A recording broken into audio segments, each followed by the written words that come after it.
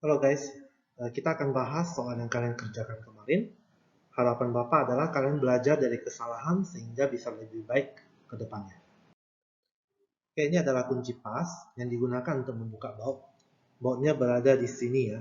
Kalau begitu, baut ini berfungsi sebagai pusat rotasi. Oke, nah kemudian ditanya di posisi A, B, dan C yang paling mudah untuk membuka baut tersebut.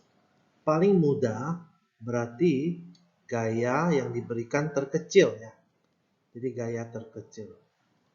Seperti kita tahu bahwa uh, untuk membuka baut ini kita perlu memberikan torsi ya.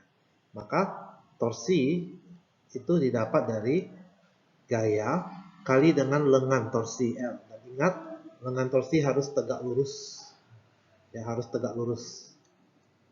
Nah, jadi kalau misalnya ingin memperoleh gaya yang paling kecil, ini gaya paling kecil, maka apa yang harus kamu besarkan? Supaya torsinya sama. Karena untuk membuka baut ini, torsinya tuh harus sama. Tidak boleh kurang. Kalau kurang, bautnya tidak terbuka. Oke. Nah, jadi kalau gaya diperkecil, maka lengannya yang diperbesar. Sehingga jawabannya adalah C. Karena C memiliki lengan torsi yang paling panjang dibandingkan yang lain. Ya, ini L ya. Oke. Nah, kemudian untuk soal berikutnya, torsinya sudah diberikan yaitu sebesar 2 Newton meter. Sama dengan yang ditanya adalah gayanya. Nah, hati-hati dalam menentukan L karena di sini diberitahu panjang total kunci pas adalah 20 cm. Sedangkan titik B ya terletak di tengah-tengah kunci pas. Berapa besar gaya yang diperlukan untuk membuka baut ini dari titik B. Jadi dari titik B, maka kamu harus tentukan jaraknya yaitu sebesar 10 cm. Ya, maka ingat ubah ke dalam satuan meter berarti menjadi 0,1 meter. Maka F sama dengan 2 bagi 0,1 sama dengan 20 Newton. Oke, ini jawabannya. Oke, untuk soal ini ya, kalian perhatikan. Yang diminta adalah tentukan percepatan sudut. Percepatan sudut berarti adalah alfa ya. Nah, jika kunci pas tersebut dianggap sebuah batang dengan massa 0,3. Nah, berarti beratnya adalah 0,3 kali 10 sama dengan 30 Newton. Memiliki berat yang bekerja di tengah batang atau pada jarak 10 cm ya. 10 cm atau 0,1 meter. Oke, dengan menggabungkan torsi searah yang dibutuhkan untuk membuka baut tersebut dan beratnya. Jadi saya sudah beri keterangan di sini. Tentukan ya percepatannya ketika menggabungkan torsi untuk membuka baut. Berarti torsi yang diakibatkan oleh F dan berat dari kunci pasnya. Oke, maka percepatan sudutnya kita menggunakan rumus hukum Newton kedua mengenai torsi. Ya, I kali alfa. Oke, nah kita tentukan sigma torsinya ya. Sigma torsi berarti jumlah torsinya. Nah, kita sudah tahu dari soal sebelumnya bahwa torsi untuk membuka baut itu 2 Newton meter ya. Kalau kalian mau hitung pun tidak masalah ya, berarti torsi di sini adalah 0,1 ya, kan F kali L. 0,1 kali dengan 20 Newton ya di soal sebelumnya. Oke. Nah, dijumlahkan karena beratnya itu juga memberikan torsi. Beratnya itu 30 kali. Nah, hati-hati kalian tidak boleh pakai 30 karena kalian perlu cari berat terhadap sumbu Y ya. Jadi ini sumbu X. Ini sumbu Y. Nah, ini adalah WX-nya. Ya, ini 30 derajat. Berarti WY ya. WY sama dengan W cos 30 derajat. Ya. Jadi 30 kali cos 30 derajat sama dengan I-nya itu dianggap sebagai batang. Batang itu sepertiga M L kuadrat kali alfa.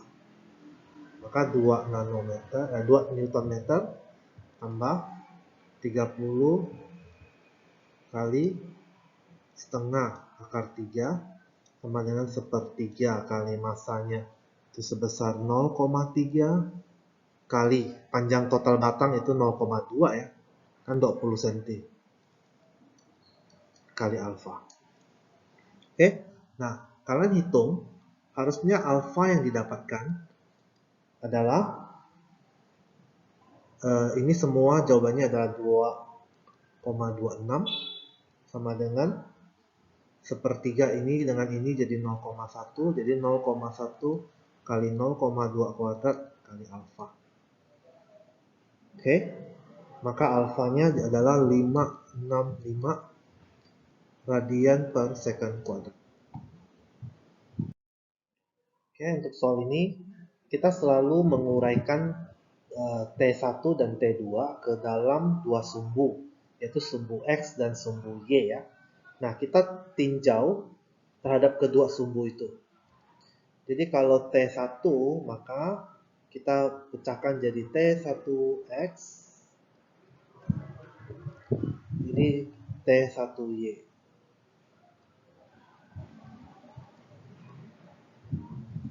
Kalau T2 juga sama, kita pecahkan. Jadi T2Y, nah ini jadi T2X, nah ini ada W. Oke, nah kita gunakan rumus kesetimbangan. Jika benda setimbang maka sigma Fx sama dengan 0 ya. Jadi T2X kurang T1X sama dengan 0. T2X itu ingat ya, Z ya. Artinya sudut ini akan sama dengan ini. Berarti 53 di sini, 27 di sini. Oke. T2X itu adalah T2 kali dengan cos 53 kurangi dengan T1X juga cos ya. Jadi T1 kali sama cos 27. 37 ya, 37 sama dengan 0. Oke. Cos 53 itu adalah 0,6. Jadi 0,6 T2 kurangi dengan T1-nya cos 37 itu 0,8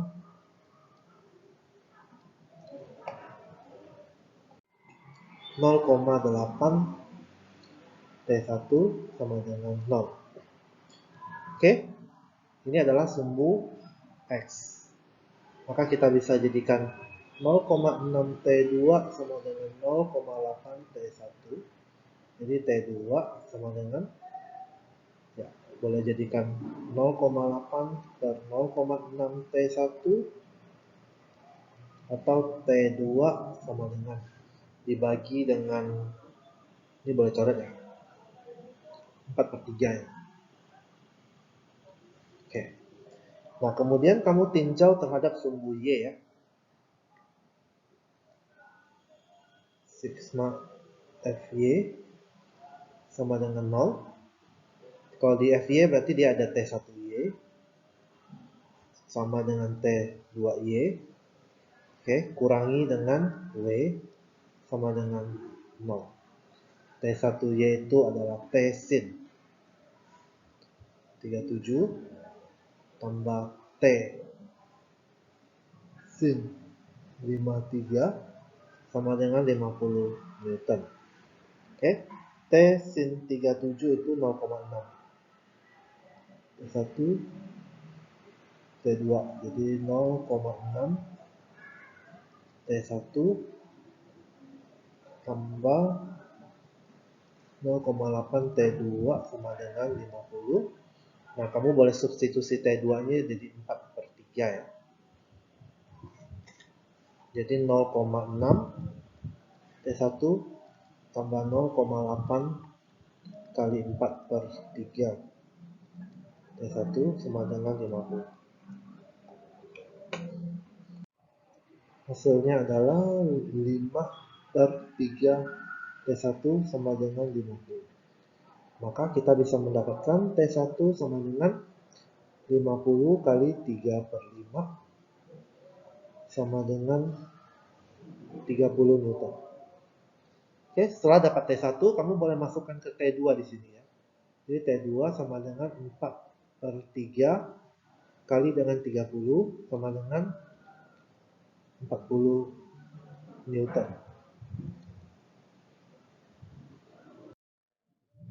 Untuk soal ini, maka Ansel ini adalah pusat rotasinya ya.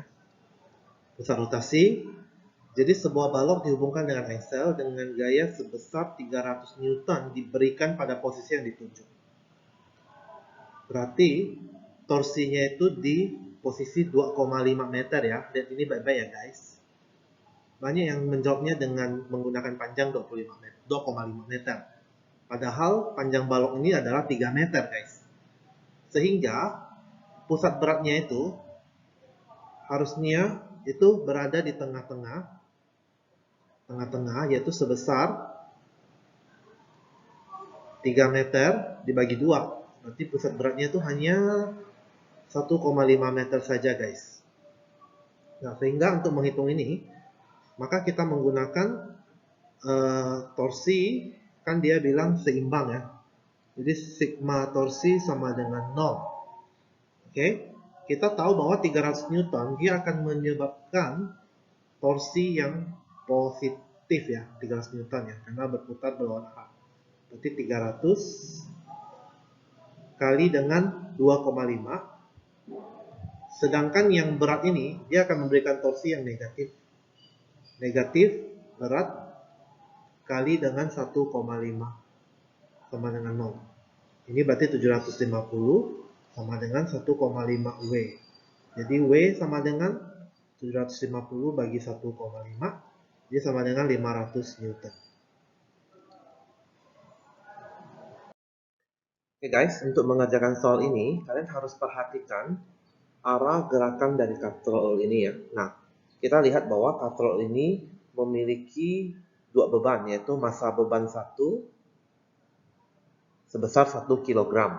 Berarti beban 1 itu memiliki berat 1 kali 10, berarti 10 Newton ya. Sedangkan massa katrol itu 2 kg. Ini ya massa katrol, ini 2 kg. Nah, massa beban 2 itu adalah 3 kg. Berarti dia punya berat 30 Newton. Oke? Nah, diameter katrol itu sebesar 0,2. Jadi ini R-nya ya, 0,2. Oke? Nah, kita harus tinjau ini satu persatu ya. Saya mulai dengan kita tinjau massa 1. Oke? Kita lihat di massa 1, gaya apakah yang ada bekerja pada benda pertama. Ya, benda pertama itu ada berat. Tentu ada gaya yang melawan berat itu sehingga benda ini tidak jatuh. Gaya itu adalah T1. Oke, maka menggunakan hukum kedua Newton tentang akselerasi sigma F sama dengan M kali A, maka gaya T1 harus lebih besar dari 10 Newton ya. Karena 30 lebih berat, sehingga dia akan menarik massa 10 Newton. Jadi gerakannya akan kayak gini.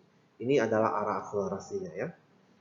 Maka T1 kurangi dengan 10 sama dengan massa 1 itu 1 kali A. Maka T1 sama dengan A tambah 10. Ini adalah persamaan pertama.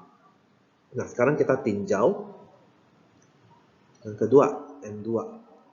M2 sama, dia juga memiliki gaya T ya. T yang melawan ya, berat dari massa 2 ini, yaitu T2. Tapi kita perlu perhatikan mana yang lebih besar. Harusnya yang berat itu lebih besar dibandingkan dengan tegangan tali kedua, sehingga katrol bisa berakselerasi ke bawah ya. Nah, jadi 30 Newton akan lebih besar. Maka dengan menggunakan hukum yang sama, hukum kedua Newton, kita akan tuliskan 30 Newton kurangi dengan T2, karena 30 lebih besar ya, menarik T2 ke bawah, sama dengan 3A. Maka T2 sama dengan 30 kurangi dengan 3A. Dapatlah persamaan kedua. Oke, nah berikutnya kita tinjau katrol. Kita tinjau katrol ya. Katrol ini gaya apa saja yang bekerja? Karena benda ini M1 menarik katrol dengan gaya T2, maka akan timbul aksi reaksi dari katrol memberikan gaya yang sama besar dengan T1, maaf ya. Jadi ada T1 di benda ini, katrol juga akan memberikan reaksi yang sama dengan memberikan T1 juga. Oke, nah sama dengan di T2, ketika katrol ditarik oleh tegangan tali kedua yang diakibatkan oleh benda kedua, maka katrol juga akan melawan dengan memberikan reaksi juga dengan jumlah yang sama besar tapi berlawanan, sehingga tali tidak putus ya. Jadi ada T1 dan ada T2 yang di katrol, dan T1 dan T2 ini menimbulkan torsi karena ada jarak dari sumbu rotasinya. Ini sumbu rotasinya ada jaraknya. Oke, berarti kita harus menggunakan hukum kedua Newton mengenai torsi atau rotasi. Sigma torsi sama dengan I kali alfa. Oke, nah mana yang lebih besar? T1 atau T2? Nah, kalau kita lihat, T2 harus lebih besar dari T2. T2 harus lebih besar dari T1. Sehingga arah rotasinya seperti ini ya, arah rotasinya seperti ini. Maka kita tulis T2 kali R, jari-jari ya, kurangi dengan T1 kali jari-jari, sama dengan inersianya itu silinder pejal ya, silinder pejal. Itu setengah massa katrol R kuadrat kali alfa itu adalah A per R ya. Kita bisa coret ini. Jadi T2R ya. Saya faktorkan R keluar ya. Jadi R-nya keluar. Oke. Kurangi dengan T1 sama dengan setengah MRA. Nah, R-nya kamu bisa coret. Nah, kemudian substitusi ya. Persamaan yang pertama dan kedua ke dalam persamaan di katrol. Maka T2-nya itu 30 kurangi 3A kurangi T1-nya A tambah 10 sama dengan setengah massa katrol itu 2. Coret-coret. Berarti 30 kurangi 3A kurangi A kurangi 10 sama dengan A. Oke ya. Nah, 30 kurang 10 itu 20 sama dengan A tambah 3A tambah A. Maka 20 sama dengan 5A ya. Maka A sama dengan 20 bagi 5, berarti 4. Oke. Meter per second kuadrat. Nah, kalau di persamaan ini, kalau di soal ini diminta mencari T1 dan T2, maka silakan masukkan A ke dalam persamaan 1 dan persamaan kedua. Nah, setelah kamu menemukan akselerasi, maka kamu bisa menghitung waktu katrol ini jatuh ke bawah. Oke, jika diketahui ketinggiannya. Atau jika diketahui jarak, jika diketahui H ya atau ketinggiannya, kamu bisa hitung kecepatan akhirnya, betul nggak? V akhir atau VT ya.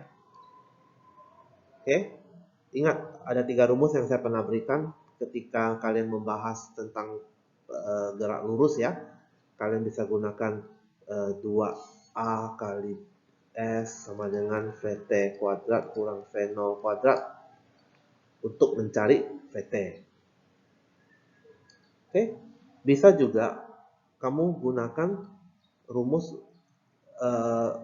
jika diketahui waktu, kamu juga bisa temukan H dengan menggunakan rumus H ya sama dengan V0 T ya, tambah setengah AT kuadrat kalau waktunya diberikan. Oke, nah V0 T pasti 0 kan, dia kan dimulai dari diam.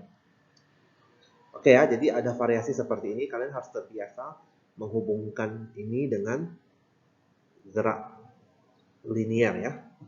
Nah, ada beberapa temanmu itu mengerjakan dengan menggunakan rumus instan. A sama dengan M2G kurangi dengan M1G per M1 tambah M2 tambah setengah M. Setengah massa Carnot. Nah, ini silakan, cuman ada resikonya ya. Kalau kamu pakai rumus ini, ketika ada kesalahan sedikit pun, kamu tidak dapat hasil yang benar, maka saya tidak akan berikan poin. Karena saya tidak bisa menilai proses yang ada. Kalau kalian gunakan cara yang seperti ini, maka walaupun kamu ada kesalahan, kamu masih bisa mendapatkan nilai. Kalau ini sama sekali tidak ada nilainya. Kalau salah ya saya kasih 0 langsung ya. Oke, kalau pakai ini berarti 30 kurangi dengan 10 per 3 tambah 1 tambah setengah kali 2. Hasilnya juga akan sama. 4, 5. Nah, 4 meter per second kuadrat. Tapi nggak ada prosesnya, ini rumus instan. Oke. Oke, untuk soal tangga ini, yang pertama kali kalian lakukan adalah kalian harus menggambar diagram gaya-gaya yang bekerja pada tangga ini ya. Nah, di sini sudah diberitahu ada gaya gesekan ya. Ini ya, atau saya kasih simbol F kecil ya, gaya gesekan. Oke, dengan arah yang seperti ini. Oke. Nah, di tangga ini ada orang yang sedang berdiri, berarti dia punya berat ke bawah. Berarti beratnya berapa nih? 500 Newton. Nah, kemudian ada berat tangga 200 Newton. Nah, tangga itu beratnya bekerja di tengah-tengah tangga. Berarti kalau di sini 4 meter, berarti dari 2 meter ya. Di 2 meter. Itu 200 Newton. Oke. Nah, tangga ini menyentuh dinding dan lantai, dan tentu saja kalau dia menyentuh dinding dan lantai maka akan ada gaya normal ya. Gaya normal tegak lurus dengan permukaannya. Berarti ini adalah ya MB lah, kita anggap ini B. Kita anggap ini titik A ya. Berarti ini gaya normalnya tegak lurus ya dengan permukaan lantai. Nah, oke. Nah, hanya ini saja gaya yang bekerja pada tangga. Jadi harus digambarkan dengan tepat sehingga kalian bisa menghitung dengan benar. Oke. Nah, kita mulai tinjau dengan syarat kesetimbangan. Syarat kesetimbangan pertama adalah sigma fx sama dengan 0. Nah, di sumbu x yang bekerja hanya NB sama gaya gesekan ya. Berarti NB kurangi dengan gaya gesekan sama dengan 0. Berarti NB sama dengan gaya gesekan. Oke. Nah, kemudian tinjau sumbu Y. Sigma Fy sama dengan 0. Nah, pada sumbu Y, gaya yang bekerja adalah ada gaya berat 500 Newton. Arahnya ke bawah ya, berarti min 500. Lalu 200 Newton juga ke bawah, berarti min 200. Oke. Nah, Na ke atas. Positif ya, sama dengan 0. Dari sini kita bisa dapat Na. Na sama dengan 700 Newton. Oke. Syarat kesetimbangan ketiga adalah torsinya harus sama dengan 0. Nah, saya selalu berpesan bahwa untuk mencari torsi, kalian cari di tempat yang paling banyak gaya atau titik yang paling banyak gaya bekerja, sehingga perhitungannya boleh lebih sederhana. Saya ambil di Na ya, ini sebagai sumbu utamanya. Maka torsi A sama dengan 0. Nah, 200 Newton itu dia akan menimbulkan rotasi ya guys. Torsi ya. Sebesar, nah berapakah ini? Oke. Nah, kalian harus hitung kalau ini 4, panjang tangganya adalah 4 meter. Ya, total 4 meter ya. Nah, sudutnya itu adalah 45 derajat. Maka, bisa enggak kalian dapatkan tinggi tangga? Nih, tinggi tangga ini. Ya. Ini bisa didapatkan dengan menggunakan 4 kali sin ya. Nah, sedangkan yang bawah ini bisa menggunakan 4 kali cos 45 derajat. Oke, sehingga 200 Newton ini bekerja di tengah-tengah ya. Berarti jadi 4/2, berarti 2 cos 45 derajat. Oke, maka kita bisa hitung 200 Newton kali 2 cos 45 derajat. Oke, tambah 500. Nah, kalau 500 ini kalian harus hitung ya. Karena dia kan 4 meter nih. Ini 4 meter. Berarti bagian lengan torsinya ya dari sumbu rotasi ya, ini ya, ini sumbu rotasinya. Sorry ya, ini saya perbaiki. Dari sumbu rotasinya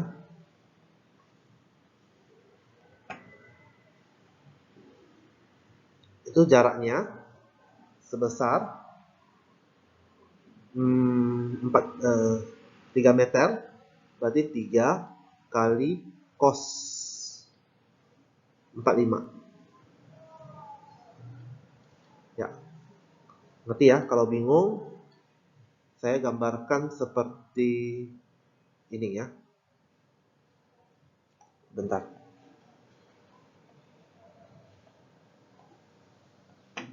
Saya gambarkan sebuah segitiga.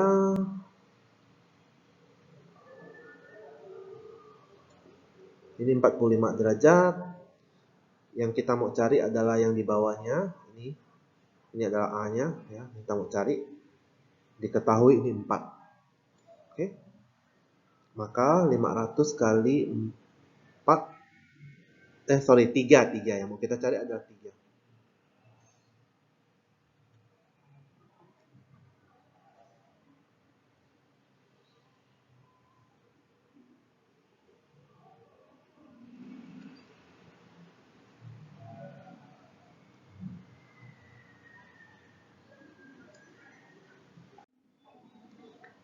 Jadi saya gambarkan sebuah segitiga ulang ya.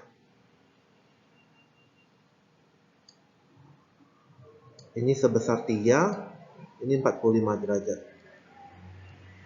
Maka ini jadi 3 cos 45 ya, untuk mencari jarak dari 500 Newton ke sumbu rotasi ya. 500 kali 3 cos 45. Nah, kurangi dengan NB-nya berarti min ya, karena berlawanan arah. NB kali, sorry, nggak cukup ya. 4 kali sin 45 sama dengan 0. Nah, jadi 200 kali 2 setengah akar 2 tambah 500 kali 3 kali setengah akar 2 kurangi dengan NB kali 2 kali setengah akar 2 ya, sama dengan 0 ya. Coret ya, jadi 200 akar 2 tambah 3 1500 bagi 2 berarti 750 akar 2 kurangi dengan akar 2 NB sama dengan 0 ya. Berarti 950 akar 2 sama dengan akar 2 NB.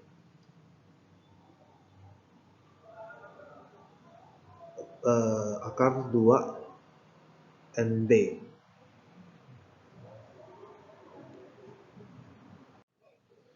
NB ini harus akar 2 ya, karena ini ada kan 4 kali sin 45 ya, berarti 4 ya ini ya, bukan 2 ya. 4 kali sin 45 berarti 4 akar 2, berarti jadi 2 akar 2 NB, 2 akar 2 NB. Nah, NB sama dengan 950 akar 2 bagi dengan 2 akar 2. Bisa dicoret, maka dapatlah 475 Newton. Oke? Nah, dari sini kita juga bisa dapat bahwa gaya gesekannya juga sama.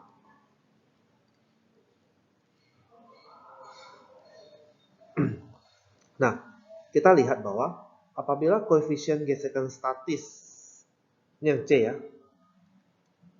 nu-nya itu 0,75,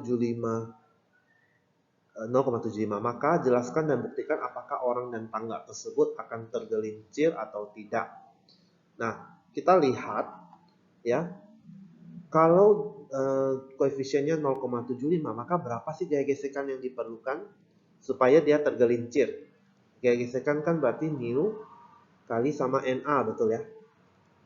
Nu-nya itu 0,75, Na-nya itu 700. Berarti dia membutuhkan 525 Newton.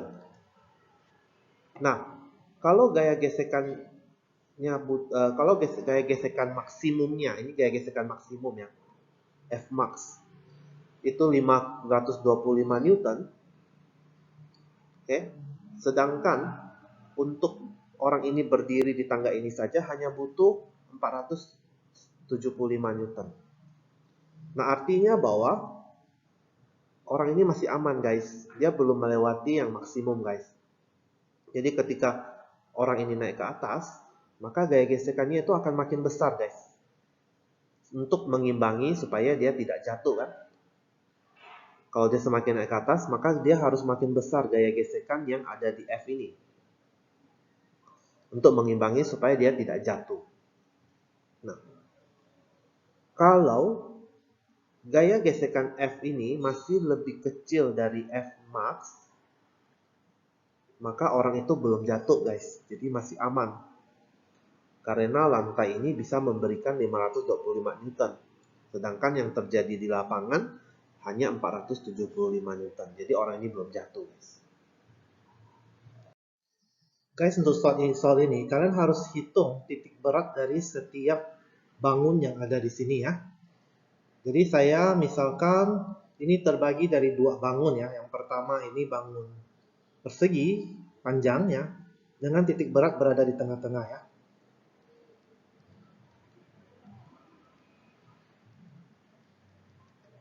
Oke, ini saya anggap sebagai bangun pertama. Oke, nah bangun kedua, titik beratnya itu berada di, saya sudah sampaikan sebelumnya bahwa ini segitiga siku-siku ya. Maka titik beratnya ini, saya ambil di sini misalnya, nah ini sebesar, jadi ini 1/3H, yang ini 2/3H. Oke, kalau ditinjau dari sisi X, ya, sumbu X, maka ini juga sama, 1/3, 1/3 dari alas. Nah, ini 2/3 dari alas. Oke, nah, ini benda kedua ya. Jadi ketika kita menghitung luasnya, jadi A1 sama dengan 20 kali 10 ya, panjang kali lebar. Jadi 200 cm persegi. A2 sama dengan setengah kali 10 dekat 16, berarti dia itu 6 ya, 6 kali dengan 8 ke 20, 12. Maka hasilnya adalah 36 cm segi. Nah, sekarang A1 ya. Jadi untuk area 1 kita harus cari X1 dan Y1-nya. Ini A2. Untuk A1, X1 itu berada di titik sumbu X ya. Di tengah-tengah. Berarti 10 ya. 20 bagi 2. Sama dengan 10. Sedangkan Y1 itu 10 bagi 2. Berarti 5. Nah, sedangkan untuk bangun kedua, X1-nya itu harus kita hitung dari sini, dari titik 0 sampai ke titik berat segitiganya. Oke ya.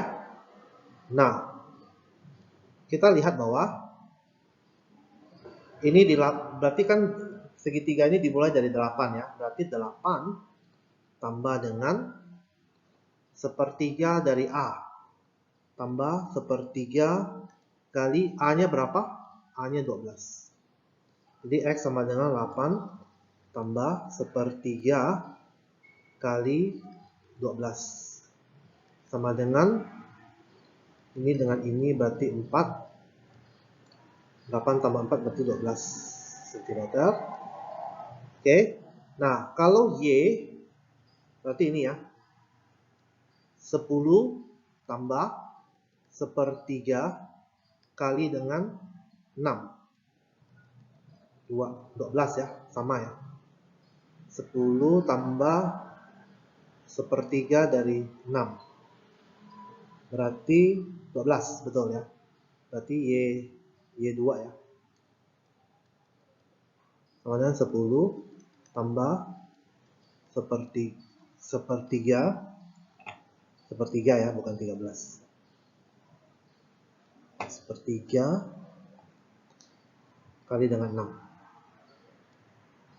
Sama dengan 12 cm. Oke. Nah, untuk mencari titik beratnya berarti sumbu X sama dengan A1 kali X1 tambah A2 kali X2 per A1 tambah A2. Sama dengan A1-nya itu 200 kali X1-nya 10 tambah ya 36 kali X2-nya 12 per 200 tambah 36. Maka sama dengan 200 kali 10 tambah 36 kali 12. Oke, dapatlah 10,3 cm. Untuk mencari Y, A1 kali Y1 tambah A2 kali Y2 per A1 tambah A2. Nah, jadi Y sama dengan A1-nya sama ya, 200 kali dengan 5 tambah A2-nya itu 36 kali dengan 12 per 200 tambah 36 sama dengan 6,1.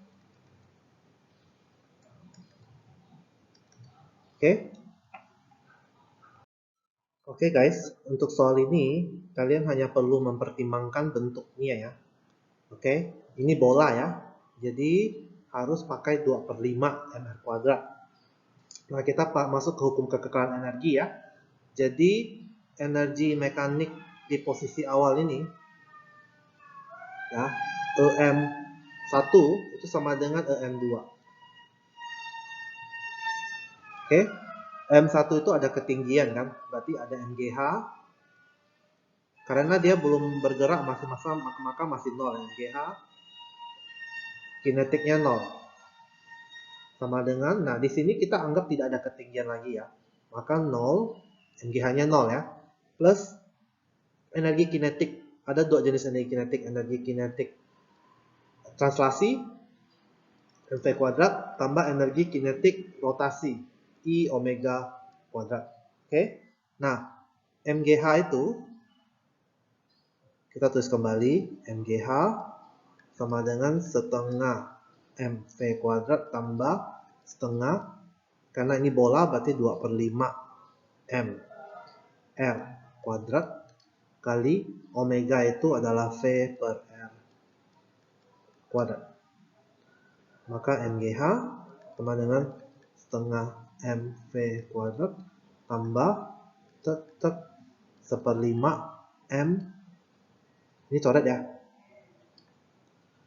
Kan ini V kuadrat per R kuadrat. Jadi jadi setengah MV, 1/5 MV kuadrat. Maka MGH sama dengan 1/5 tambah setengah. Berarti ini berarti kan 1 kali 5 tambah 2 kali 1 berarti 7/10 MV kuadrat. M-nya boleh kamu coret. Oke, nah dia mengelilingi tanpa gesekan sejauh 14 meter. Berarti ini 14 meter. Maka kamu perlu cari tingginya berapa? Tingginya berarti H sama dengan 14 kali cos 30. 14 kali 7. 14 kali 0,5. Sorry ya, 14 kali sin bukan cos. Sin ya, karena yang di depan ya. Bukan yang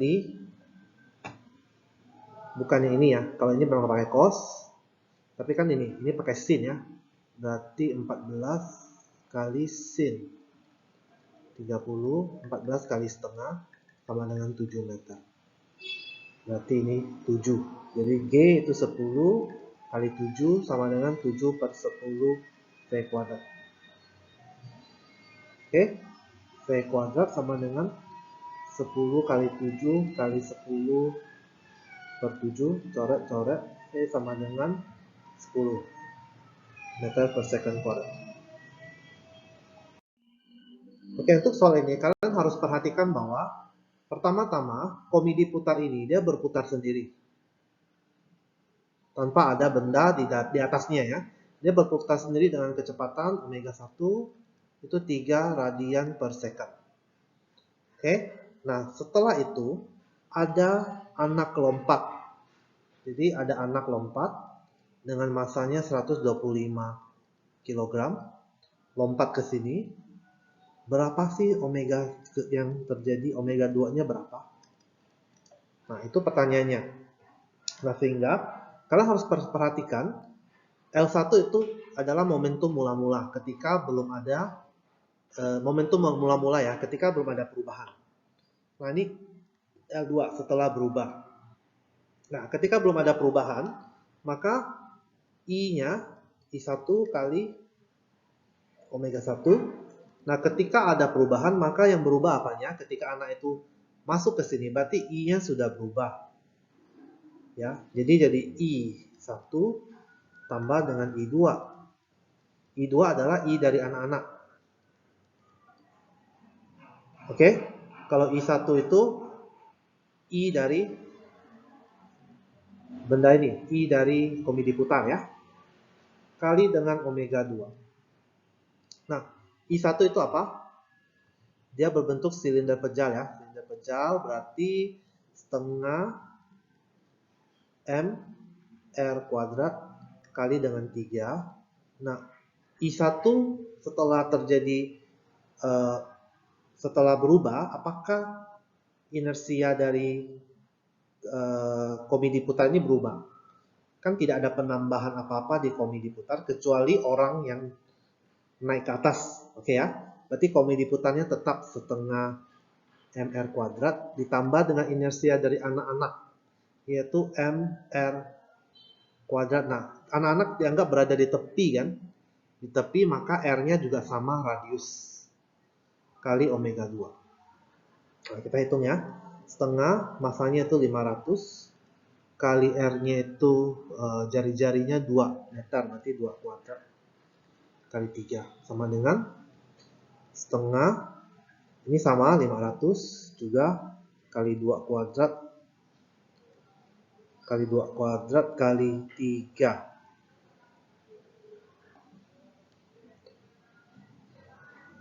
Enggak kali 3 karena kan enggak sama omega. Tambah 125 berat dari massa dari anaknya ya, yang naik. Nah, karena anaknya berada di jari-jarinya atau berada di tepi dari komedi putar, maka kita menggunakan R yang sama, yaitu 2 kuadrat. Baru kita cari omega 2. Oke ya, berarti ini 250 kali dengan 4, 1000 berarti 3000. 3000 sama dengan, ini juga sama, 3000 juga. Enggak, kan 250 kali 4, 1000 ya, 1000.